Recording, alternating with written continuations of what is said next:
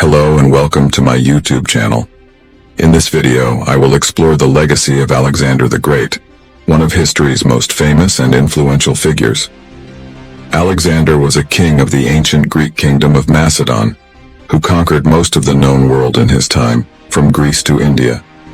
He left behind a lasting impact on the cultures, languages, religions, and politics of the regions he conquered, and inspired generations of leaders and thinkers. I will also tell you about his remarkable military campaign, which involved crossing deserts, mountains, rivers, and seas, and facing formidable enemies and challenges. Alexander the Great was born in 356 BC in Pella, the capital of Macedon. He was the son of King Philip II, who had unified most of the Greek city-states under his rule, and Olympias, a princess of Epirus. Alexander was tutored by the famous philosopher Aristotle, who taught him about literature, science, politics, and warfare. Alexander was also fascinated by the legends of the Greek heroes, such as Achilles and Hercules, and dreamed of emulating their deeds. When Alexander was 20 years old, his father was assassinated by one of his bodyguards, and Alexander became the king of Macedon. He quickly consolidated his power by crushing the rebellions of the Greek city-states and the northern tribes. He then set his sights on the Persian Empire, the largest and richest empire in the world, which had been a longtime enemy of the Greeks. In 334 BC, Alexander crossed the Hellespont, the strait that separates Europe and Asia, with an army of about 40,000 soldiers and 6,000 cavalry. He faced the Persian army, led by King Darius III, at the Granicus River in Anatolia. Alexander charged across the river with his cavalry and broke the Persian lines, while his infantry followed and slaughtered the fleeing enemy. Alexander won a decisive victory and gained control of most of Anatolia. Alexander then marched south along the coast of Anatolia, capturing the cities of Miletus, Halicarnassus, and Ephesus. He also liberated the Greek cities of Ionia and Caria, which had been under Persian rule for centuries. He then turned inland and headed for the heart of the Persian Empire. In 333 BC, Alexander met Darius again at the plain of Issus, near the border of Syria and Cilicia. Darius had gathered a much larger army, estimated at over 100,000 men, and hoped to crush Alexander with his superior numbers. However, Alexander used his smaller and more mobile army to outflank and outmaneuver the Persians and attack them from the rear. Darius panicked and fled the battlefield, leaving his army in disarray. Alexander won another decisive victory and captured Darius's family, treasure, and camp. Alexander then continued his advance into Syria and Phoenicia, where he besieged and captured the city of Tyre, after a 7-month siege that involved building a causeway across the sea. He also conquered the city of Gaza, after a 2-month siege that involved battering the walls with siege engines. He then entered Egypt, where he was welcomed as a liberator from the Persian yoke. He founded the city of Alexandria, which would become one of the most important and prosperous cities in the ancient world. He also visited the Oracle of Ammon at the Siwa Oasis, where he was declared to be the son of Zeus, the king of the gods. In 331 BC, Alexander left Egypt and marched eastward into Mesopotamia, where he faced Darius for the third and final time at the plain of Gaugamela, near the city of Arbela. Darius had assembled his last and largest army, estimated at over 200,000 men, and had prepared the ground with traps and obstacles. He also had a large number of chariots, elephants, and scythed chariots, which were designed to cut down the enemy with blades attached to the wheels. Alexander, however, was not intimidated by the Persian might, and devised a brilliant strategy to counter it. He used his cavalry to draw the Persian center forward, and then created a gap in the Persian lines by shifting his infantry to the right. He then led his elite cavalry, the companions, through the gap and charged directly at Darius. Darius once again fled the battlefield, leaving his army in chaos.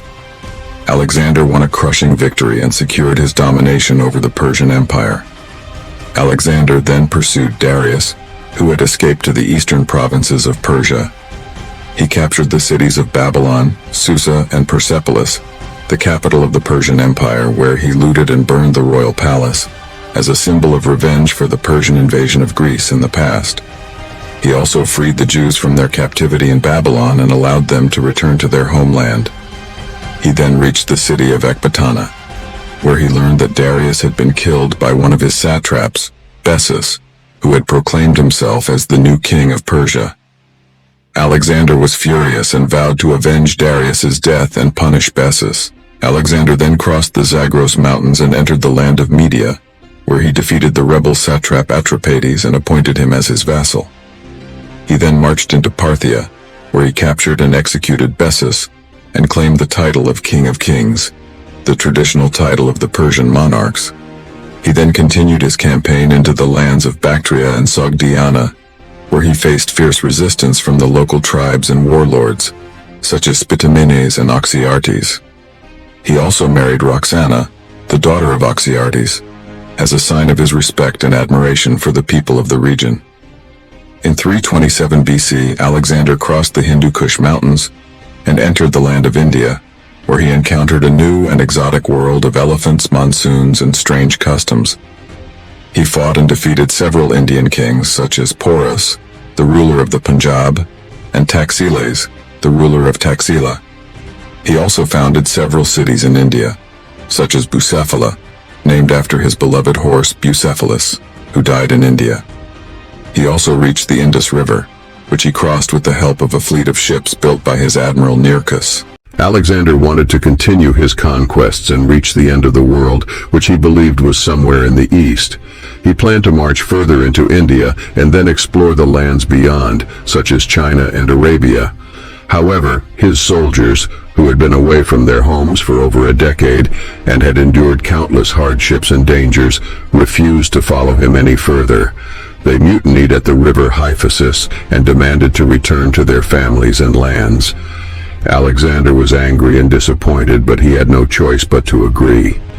He then turned back and retraced his steps along the Indus River. In 325 BC, Alexander faced one of the most difficult and dangerous challenges of his career, the crossing of the Gedrosian Desert in present-day southern Pakistan and Iran. He chose this route because he wanted to emulate the legendary Persian king Cyrus the Great, who had crossed the desert centuries before, and also because he wanted to punish the rebellious satrap of Gedrosia, who had revolted against him. However, the desert proved to be a deadly enemy, as it was scorching hot, dry, and barren. Alexander and his army suffered from thirst, hunger, exhaustion, and disease. Many of his men and animals died, and many of his supplies and equipment were lost. Alexander himself barely survived, and was deeply affected by the loss of his men.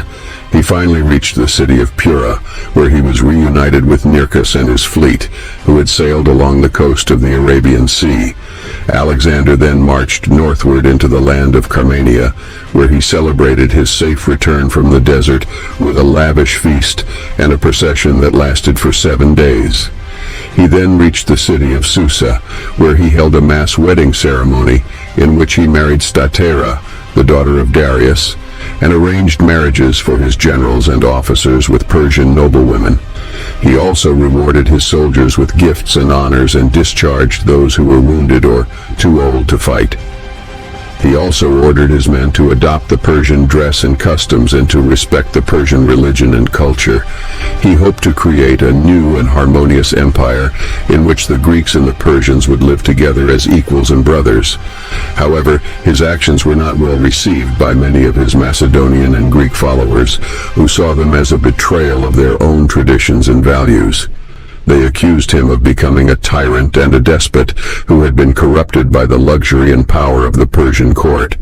They also resented his favoritism towards the Persians and his harsh treatment of those who opposed him. Alexander, on the other hand, saw himself as a visionary and a benefactor who had brought civilization and peace to the world. He also believed that he was a son of Zeus and that he had a divine mission to accomplish. In 324 BC, Alexander left Susa and marched to the city of Ecbatana, where he planned to prepare for his next expedition, which was to invade Arabia. However, his plans were interrupted by the sudden death of his closest friend and companion, Hephaestion, who fell ill and died of a fever. Alexander was devastated by the loss of his friend and mourned him for several days. He also ordered a lavish funeral for him and executed the doctor who had failed to cure him. He then declared Hephaestion a hero and a demigod and built monuments and temples in his honor. In 323 BC, Alexander reached the city of Babylon, where he was greeted by a large crowd of people who hailed him as a king and a conqueror. He also received envoys and gifts from various kings and rulers who acknowledged his supremacy and sought his friendship. He also made plans for his future projects, such as building a new city in Egypt, exploring the Caspian Sea, and founding a world empire that would unite all the nations and cultures under his rule. However, his dreams were cut short by his own illness and death. In June 323 BC, Alexander fell sick after a night of heavy drinking and feasting. He developed a high fever, abdominal pain and weakness, and his condition worsened day by day. He was unable to speak or move and could only gesture with his eyes and hands. He was surrounded by his generals, officers, and friends who asked him who would succeed him as the king. He reportedly said, "To the strongest, or to Crateros, or nothing at all." He died on June 10th or 11th, 323 BC, at the age of 32. Alexander's death marked the end of an era and the beginning of a new one. His empire, which stretched from Greece to India, was divided among his generals, who fought each other for power and territory. His legacy, however, was not lost, but preserved and transmitted by the people he had conquered and influenced. His conquests opened up new horizons of trade, communication, and cultural exchange, and created a new and diverse civilization known as the Hellenistic civilization, which blended the Greek and Oriental elements. His achievements and adventures inspired countless writers, artists, philosophers, and leaders who admired and emulated his courage, wisdom, and vision. He was regarded as a hero, a legend, and a model by many cultures and religions, and his name and fame have endured for over 2 millennia. This is the story of Alexander the Great, the king of Macedon, the conqueror of the world, and the founder of a new and lasting legacy. I hope you enjoyed this video and learned something new. If you did, please like, share, and subscribe. Thank you for watching.